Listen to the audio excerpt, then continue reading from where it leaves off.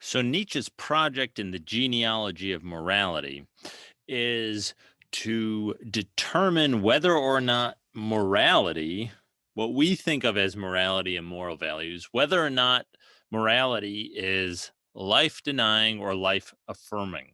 That is to say, whether or not morality is good or bad. And he's going to do that by tracing the genealogy of morality, by looking at how moral values arose within humanity, where, there was a point in time when human beings didn't have these moral values, and then they came to have them. Well, that transition there, when those moral values arose, why did they arise? What caused them to arise? That, according to Nietzsche, is going to contain um, the answer to the question whether or not moral values are life affirming or life denying by examining how they arose. That's how we're going to determine that. Well, okay, you might think, but how are you going to determine how morality arose? After all, these moral values, who I don't even know how long they've been around. They've been around at the very least for thousands of years, but maybe longer. I don't know. They've been around for a very long time. So, how are we possibly going to determine how morality arose? Well, Nietzsche's got an idea. And this is kind of, as the way he tells it, this is what kind of keyed him into this genealogy of morality. It wasn't as though he was had this project for a genealogy in mind and then went around trying to find um uh trying to discover how these values arose.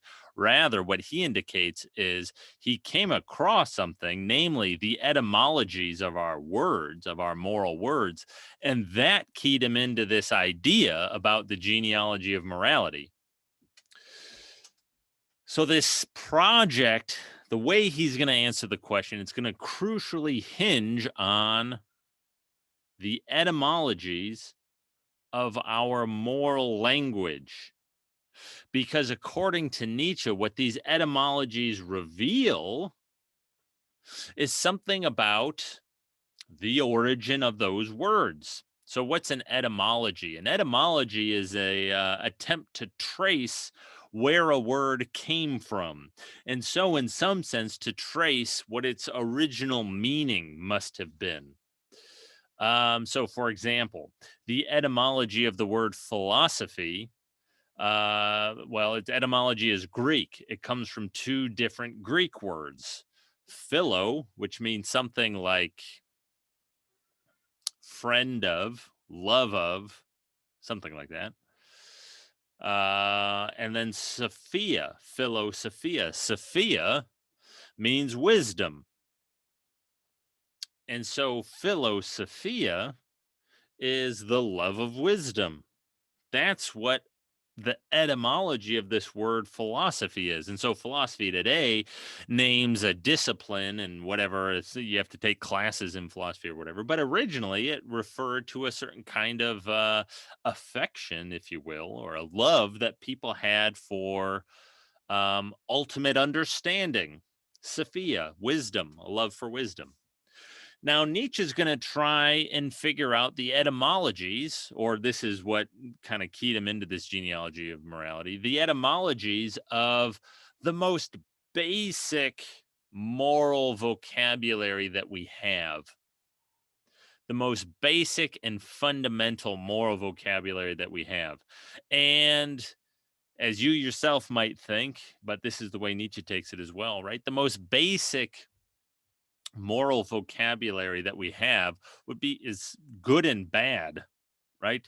That's the most basic and in certain ways non-informative way of describing somebody or something, right? So something like to describe someone as bad, I mean that's just a very kind of generic way of describing somebody. It's you know in some sense, because of its very, because it's so generic, it's kind of fundamental, right? If you describe somebody as cruel, that's much more specific than describing them as bad. Although certainly cruel people, you might also say, are bad. And so bad is something like this fundamental, or it's one of these fundamental moral concepts. And even something like cruel or cruelty can't really fully be understood unless you understand it as bad, right? It's a kind of species of badness. And so, goodness, badness, good and bad, those are in some sense the most fundamental moral terms that we have. Nietzsche's interested in the etymologies of those terms. Let's start with good. And so the idea here, Nietzsche's idea here, is going to be that the etymologies of these words, of this basic moral vocabulary, are going to illustrate for us the original way that human beings evaluated things. It's going to elucidate the original value system, the first value system that human beings had. Now, this is going to be a little bit confusing, but we're going to see this as we proceed. The original value system that human beings had is not what we would call, or Nietzsche would call, morality. It is not. It does not consist of moral values. It's very different, according to Nietzsche. Right. And so, what these etymologies reveal is a system of evaluation of values that is radically at odds with moral values. And then the story he's going to tell, this genealogy, in this story, we're going to see how moral values arose in opposition to this original table of values, as Nietzsche sometimes calls it, this original system of evaluation. I'm getting it. We're going to go over this in much more detail as we proceed in subsequent lectures. I'm getting ahead of myself a bit, right? So if this doesn't make sense yet so far, don't worry. We haven't put all the pieces in place yet. But let's look at this etymology now, at these etymologies. So let's first consider etymologies for the words good. And Nietzsche, he's a trained philologist. He knows not just German and not just Greek, he knows a bunch of languages. And he looks at the etymologies of the word for good in a bunch of different languages, Latin and Greek and German, English, whatever, right? And he says what his conclusion is if you look at all these different languages that aren't even related, what you'll find is that the word for good traces back to something like noble or aristocratic, high souled, privileged soul, divine soul. That is to say, the word for good in all of these various languages originally meant something like noble, exalted, this person who was remarkable, who was set above the common run of humanity, right? Aristocratic, the best, elevated, right? That's the idea. All our words for good they originally meant something like that. They picked out these, right, particularly remarkable things or human beings or something like that. A specific example. And I think this is so in German, the word for good is gut. And I believe that's where the English word for good comes from. And so if you're tracing the etymology of the English word, you would say, oh, it comes from the German word, gut, right? And then you'd want to trace a little bit further. Well, what did, or Nietzsche would, where did the German word gut come from? Well, according to Nietzsche, the story he tells, that word comes from the word for God, which is Gott. and originally then meant something like the godly one or of the godly race. Now, don't read too much into this idea of God. And so I know we've talked about God is dead and so on. The main point here is simply that the word for good, the German word gut, originally picked out things that were remarkable. Yeah, like and it wasn't about, I mean, how to put this?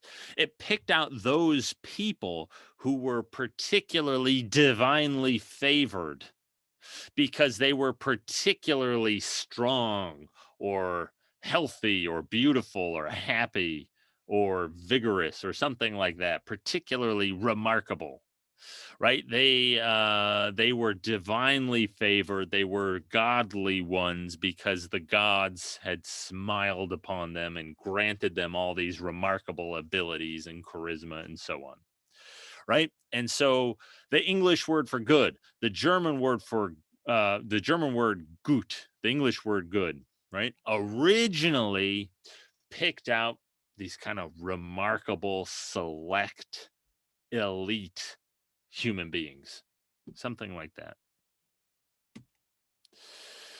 Look at the word bad now. Nietzsche's going to proceed in a similar fashion. Let's look at the etymologies for bad. And what he's going to argue is that all the words for bad trace back to something like common, plain, vulgar, base, simple.